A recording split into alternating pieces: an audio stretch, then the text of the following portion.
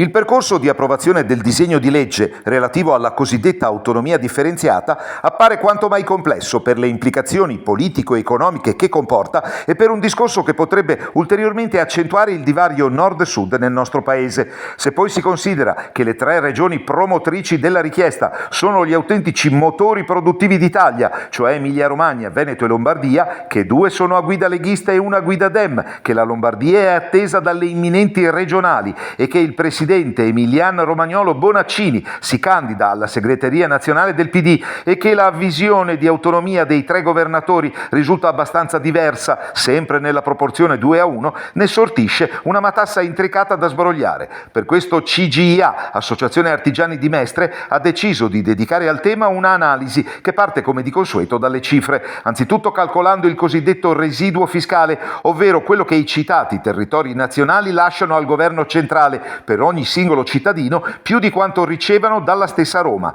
Si va dai quasi 2.700 euro del Veneto agli oltre 5.000 della Lombardia. Considerando le cifre con il segno meno, il saldo al sud è invece soltanto positivo, dai 1.380 euro della Campania agli oltre 3.080 della Calabria. La riforma non deve togliere nulla a nessuno, precisa l'analisi, ma consentire una erogazione meno onerosa per i contribuenti di un servizio attualmente garantito dallo Stato centrale. La messa a punto della riforma dovrà definire i cosiddetti LEP, livelli essenziali di prestazione, l'istituzione di un fondo a favore dei territori più bisognosi ed il rafforzamento della conferenza Stato-Regioni e enti locali. Roma è destinata a mantenere potere legislativo per energia e grandi reti infrastrutturali, ma la richiesta di gestire in autonomia funzioni e competenze da parte dei territori che ne facciano richiesta risulta assolutamente costituzionale, come può confermare qualunque super esperto in materia. Queste ultime precisazioni valgono sempre e comunque, puntualizza ancora il documento, nella misura in cui il processo non vada ad accentuare situazioni di già evidente disparità come l'aspetto sanitario, che registra ogni anno mediamente 800.000 cittadini del sud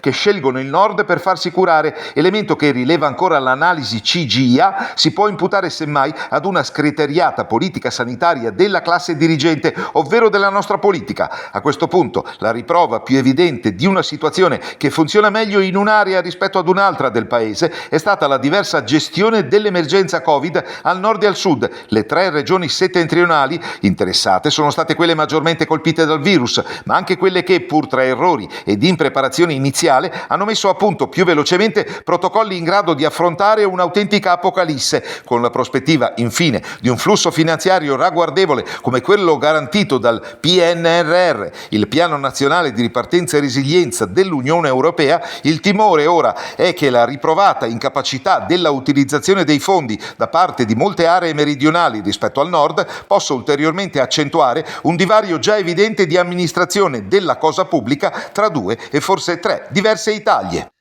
Questa riforma deve coniugare efficienza, solidarietà e responsabilità. Non deve togliere nulla a nessuno, tantomeno alle regioni del sud, ma dovrà consentire a chi ne farà richiesta di gestire a minor costo per la collettività una funzione attualmente erogata dallo Stato centrale, avvicinando i centri di spesa ai cittadini nel rispetto del principio vedo, pago e voto. Solo così nel prossimo futuro potremo avere uno Stato più efficiente.